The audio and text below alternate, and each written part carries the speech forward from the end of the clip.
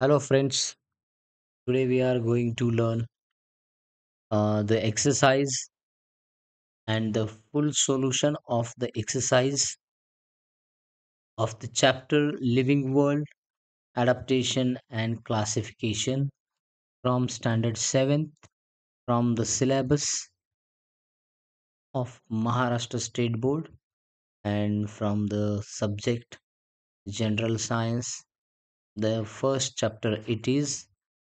The name of this chapter is Living World Adaptation and Classification. तर आजच्या तासामध्ये आपण 7वीच्या स्टेट बोर्डच्या बुकमधून पाहूयात living world adaptation and classification चं फुल एक्सरसाइजचं सोल्युशन आपण आजच्या तासामध्ये पाहूयात. तर मग सुरुवात करूयात आपल्या तासाला.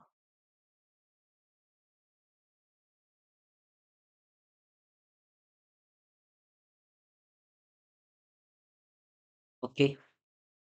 The first question is there, find my match. जोडी लावायची आहे. The first one is lotus, aloe, cuscuta and Venus flytrap. Match the organisms in group A.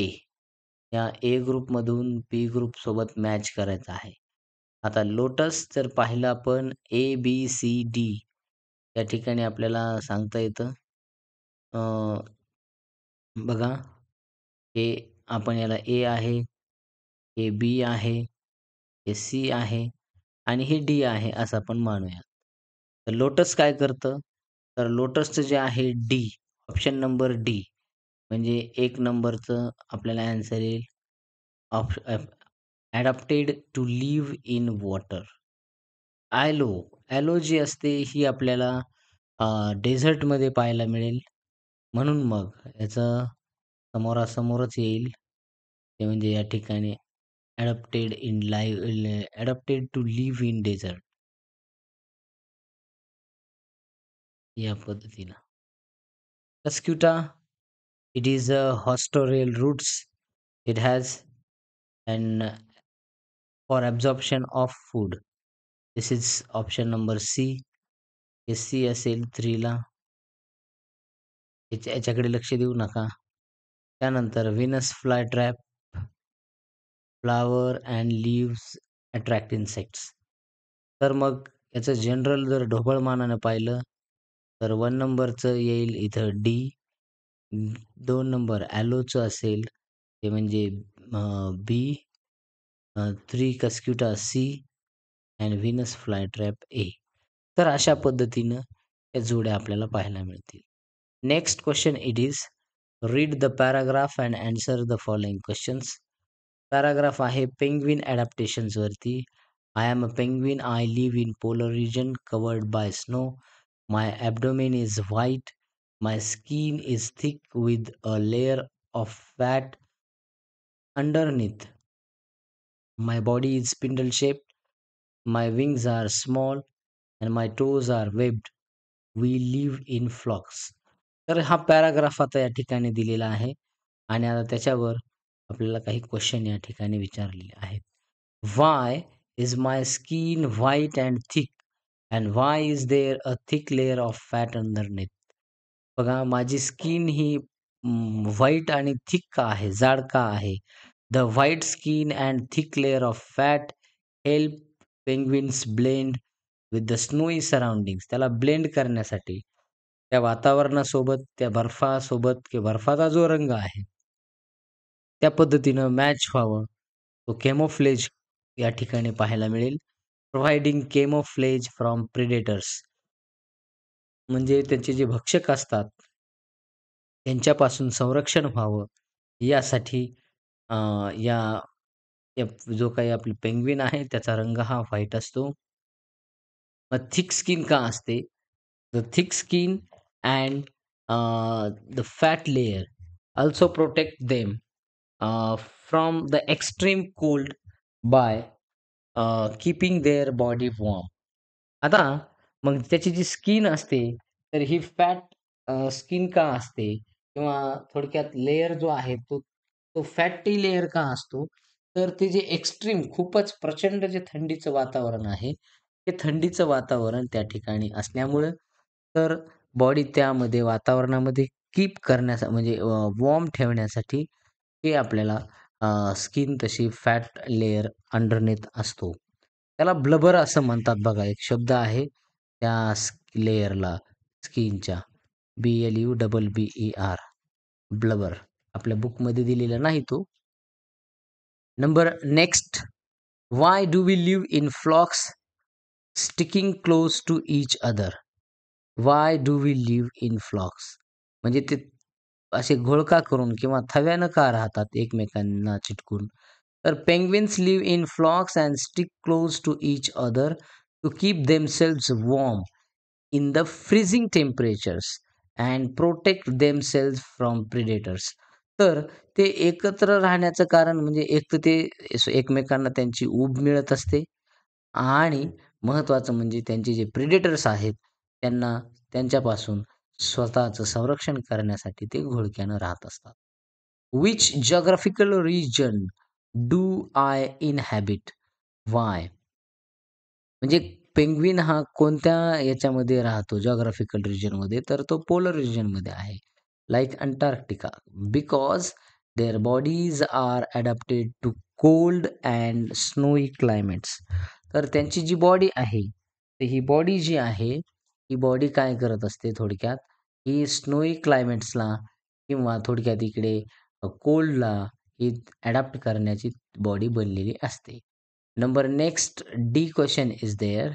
Which one, which adaptation should have to enable you to live permanently in the polar region? Why? कोणतं adaptation आपण enable केलं पाहिजे polar रिजनमध्ये राहण्यासाठी? तर ते आहे थोडक्यात आणि का केलं पाहिजे? तर to survive in polar regions one should have thick skin, जाड त्वचा असली पाहिजे. लेयर ऑफ फ्लॅट इथं बघा दिलेला आहे तो शब्द ब्लबर.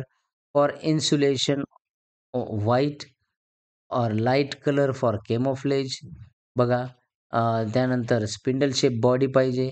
वेब टोज पाहिजेत स्विमिंगसाठी and habit of living in groups for warmth and protection. म्हणजे ह्या सगळ्या हॅबिट त्याच्यामध्ये असल्या पाहिजेत आणि हे सगळे ॲडॅप्टेशन्स जर त्या सजीवात असतील तर तो सजीव पोलर रिजनमध्ये राहू शकतो. तर असा हा क्वेश्चन आहे. Number next third question is there. Who is lying?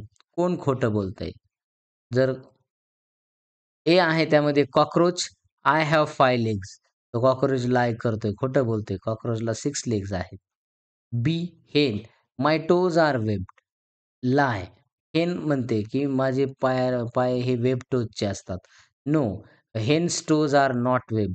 Ducks are म्हणजे ते बदकाचे असतात. कॅक्टस काय म्हणतंय बघा, my fleshy green is part is leaf. तर बघा fleshy green part is a leaf. म्हणजे त्याचा जो फ्लेशी किंवा ग्रीन पार्ट जो दिसतो तो लीफ नसतो, तर तो स्टेम असतो. म्हणून याचा अर्थ कॅक्टस देखील काय करतं या ठिकाणी खोटं बोलतंय. लाय त्या ठिकाणी लिहायचं आहे. आता इथं आपल्याला दिलेलं आहे read each of the following statements. Write a paragraph about adaptation with reference to each statement. म्हणजे इथं एक आता आपण स्टेटमेंट वाचायची आणि त्याच्यावर एक पॅराग्राफ लिहायचा आहे. There is extreme heat in desert. म्हणजे खूप प्रचंड उष्णता असते डेझर्ट्समध्ये. तर आपल्याला लिहायचं मग काय लिहिणार? Desert animals and plants are adapted to survive in extreme heat. For example camels store water and have thick skin. तर बघा कॅमल जे असतात थोडक्यात ते हे काय होत असतात थोडक्यात ते वॉटर स्टोअर करतात आणि त्यांच्यामध्ये थिक स्किन असते. तर डेझर्ट ॲनिमल्समध्ये हेच सांगायचं आहे, की या असल्या प्रचंड उष्णतेमध्ये सुद्धा अडॅप्ट करण्याची, जगण्यासाठी त्यांच्यामध्ये अडॅप्टेशन होत असतं. कॅक्टस प्लांट जर पाहिलं तर त्यांच्यात फ्लेशी स्टेम असतं वॉटर स्टोअर करण्यासाठी आणि त्यांचे स्पाइन्स असतात, लीव्हज नसतात. म्हणजे त्यांच्यामधून बॉडीमधून वॉटर लॉस होणार नाही ट्रान्सपिरेशन प्रोसेसच्या माध्यमातून. त्यानंतर ग्रासलँड्स आर लश ग्रीन. आता ग्रासलँड जर पाहिला तर हा खूपच हिरवळ भाग पाहायला मिळतो. मग त्यावर लिहायचं आहे green grassland plants have adaptations like fibrous roots to prevent soil erosion. बघा सॉइल इरोजन होऊ नये म्हणून जमिनीची धूप होऊ नये यासाठी त्यांच्यामध्ये काय आहे थोडक्यात आपल्याला सांगता येतं, की म्हणजे थोडक्यात हे अडॅप्टेशन पाहायला मिळतं. The green colour helps animal like deer and rabbit blend into their environment. आता त्यांचा जो कलर आहे थोडक्यात, तर तो डिअर आणि रॅबिटला ब्लेंड करण्यासाठी म्हणजे तो इतर म्हणजे प्रेडेटर्सपासून सुरक्षित राहण्यासाठी तो मदत करत असतो. Insects are found in large numbers. Insects show various adaptations such as small body size, ability to fly, rapid reproduction, which help their survival and increase in their numbers in many habitats. So म्हणजे हे आपल्याला सांगता येतं. हे आपण लिहू शकतो answers. Insects हे भरपूर प्रमाणामध्ये पाहायला मिळत असतात. त्यानंतर पुढे आहे वी हाईड.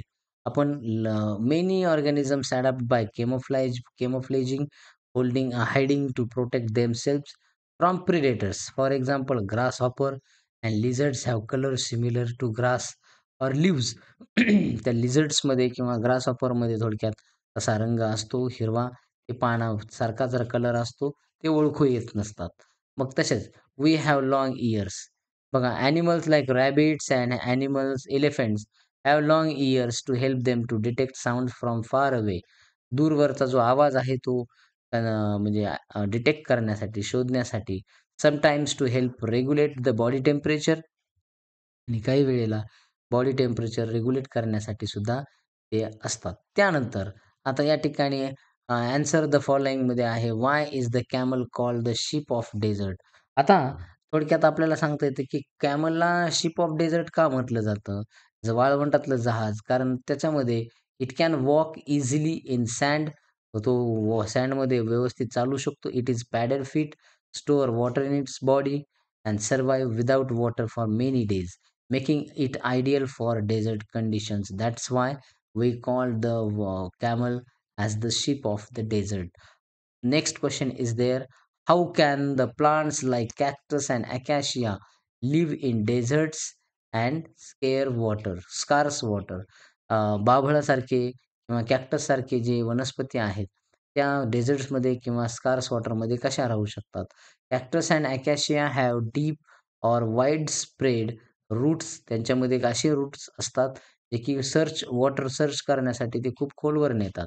त्यांचं फ्लेशी स्टेम असतं वॉटर स्टोअर करण्यासाठी आणि स्पाइन्स असतात म्हणजे पानांचं रूपांतर खूप आणि अकॅशियामध्ये पानं असतात पण खूपच छोटे असतात.